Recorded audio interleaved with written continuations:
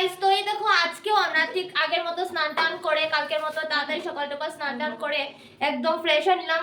আজকে সাবিত্রী পূজার 3 নম্বর দিন, তো আমরা সবাই মিলে এই দেখো স্নান করে নিয়েছি। পিসিও আছে এখানে, বৌদি ভাইও আছে, এখানে ফল কাটছে এই দেখো। আর এই দেখো বৌদি ভাই সবকিছু রেডি করছে, পিসিও রেডি করছে। এই দেখো আজকে অনেক লেট হবে পুজো হতে, আজকে পূজাটা অনেকটা লেট হবে কারণ আজকে পুজোটা অনেক লম্বা। আজকে সত্যবানের এই দেখো 4টা ভোগ হবে, যমরাজের হবে একটা, ধর্মরাজ্যের হবে একটা, সাবিত্রীর একটা ভোগ হবে। তো আজকে পুজোটা একটু লেট হবে, লাস্টের দিনের পুজো তো আজকের পুজোটা অনেকটাই লেট হবে। তো তার জন্য সবকিছু ফলমূল কেটে সবকিছু নৈবেদ্য রেডি করে রাখা হয়েছে। তো আস্তে আস্তে সবকিছু রেডি করা হচ্ছে। এই দেখো আমার বাবু চলে এসেছে, এখন বাবু অফিসে চলে যাবে। আর বাবুর সঙ্গে তো তোমাদের আলাপ করাতে পারিনি, তো অন্যদিন আলাপ করাবো, বাবু খুব বিজি থাকে তার জন্য আলাপ করাতে পারিনি। আর এই দেখো আমার ভাই তো এখন ঘুমিয়ে আছে, এখনও উঠেনি, এত আলসি ওর কিছু বলেনি। গাইস পুরো ভিডিওটা দেখো, তোমরা স্কিপ না করে পুরো ভিডিওটা দেখো। তো গাইস এই দেখো আমি একটু আলতাটা পরে নিলাম, আমি আলতা পরতে খুব ভালোবাসি গাইস, আর তোমরা কি ভালোবাসো একটু জানাবে। আর এই দেখো আমি আলতাটা পরে নিলাম, পিসিকে একটু আলতাটা দিয়ে সাজিয়ে দিলাম। আর এই দেখো এখন আমি রেডি হয়ে নিলাম, শাড়িটা পরে সুন্দর করে রেডি হয়ে নিলাম। আর এই দেখো এখন আমি একটু সাজুগুজু করছি, তোমরা পুরো ভিডিওটা দেখো।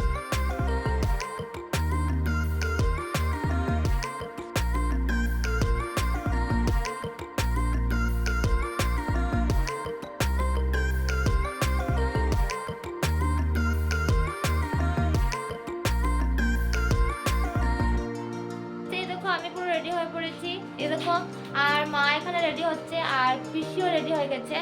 আর এই দেখো এই পিসিও রেডি হয়ে গেছে। আর এখন আমরা পুজোতে যাব, পুজোটা স্টার্ট হয়ে যাবে। আমাকে কেমন লাগছে গাইস একটু কমেন্ট বক্সে জানাবে প্লিজ।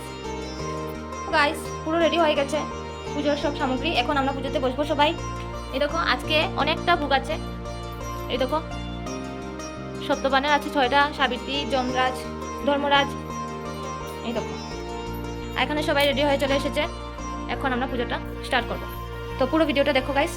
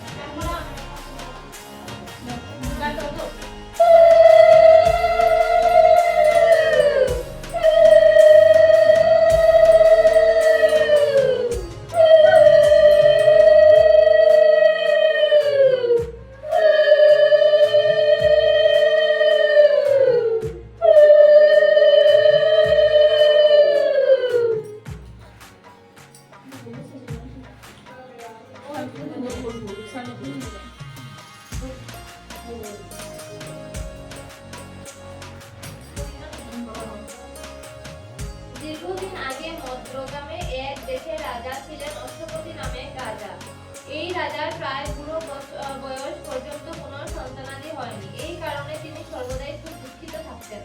সন্তানাদি পাওয়ার জন্য তিনি ও তার স্ত্রী দুজনেই মা সাবিত্রী দেবীর আরাধনা শুরু করলেন। এইভাবে 14 বছর যাওয়ার পর যখন তারা ব্রত উদযাপন করতে উদ্যোগী হলেন, তখন মা সাবিত্রী দেবী তাদেরকে দেখা দিল ও একটি কন্যা সন্তান জন্মবার বর প্রদান করে গেলেন। তারপর মা সাবিত্রী দেবীর আশীর্বাদে রাজা অশ্বপতি ও মালবী দেবীর একটি কন্যা সন্তান হলো। তার নাম রাখলেন সাবিত্রী। দিন যত যেতে থাকে ততই সাবিত্রী বেড়ে উঠতে থাকে। এদিকে রাজা অশ্বপতি ও মেয়ের জন্য সুপাত্র খোঁজ করে, কিন্তু যথাযোগ্য পাত্র তিনি খুঁজে না পাওয়াতে সাবিত্রী নিজেই তার জন্য পাত্র অন্বেষণে বের হলো। চারিদিকে খুঁজে খুঁজে শেষ পর্যন্ত সে এক তপবনের মধ্যে ঢুকে পড়ল ও সাম্বদেশের রাজা দুর্মুক্ষসেনের আশ্রমে আশ্রিত হলো ও সেখানে থাকাকালীনই ওই রাজারই পুত্র সত্যবানকে পছন্দ করলো ও মনে মনে নিজের প্রতিরূপে গ্রহণ করলো। এদিকে নারদ রাজা অশ্বপতির সঙ্গে দেখা করতে আসেন। সেখানে রাজকন্যা সাবিত্রী উপস্থিত হলেন।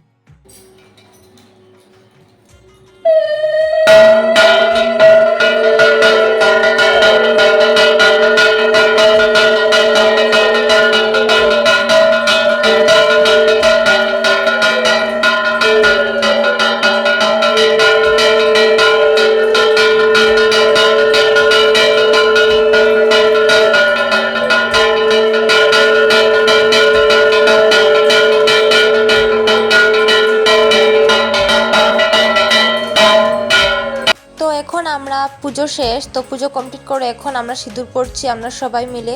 এই দেখো গাইস,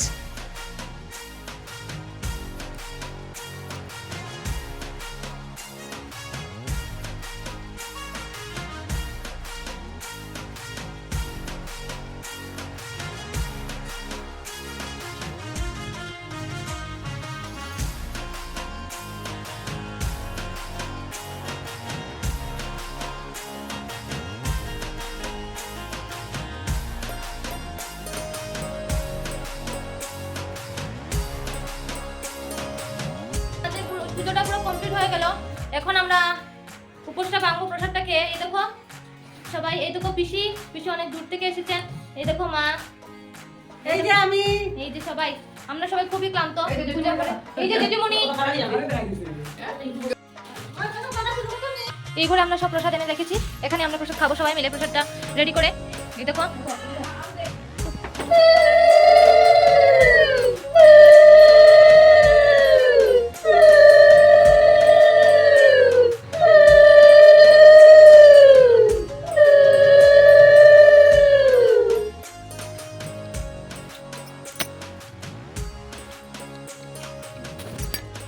শেষ। তো এখন পিসি চলে যাচ্ছে বাসায়, আর আমরা ওনাকে দিতে যাচ্ছি একটু এগিয়ে। এই দেখো আমি, মা, ছোট।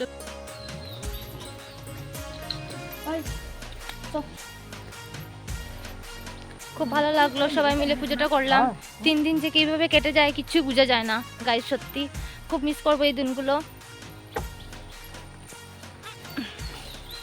তাই ভাবলাম মা, আমি পিসিকে একটু এগিয়ে দিয়ে আসি। আর কবে আসবেন উনি? ওনার তো দেখা পাওয়া যায় না গাইস, তোমরা একটু বলবে একটু আসার জন্য।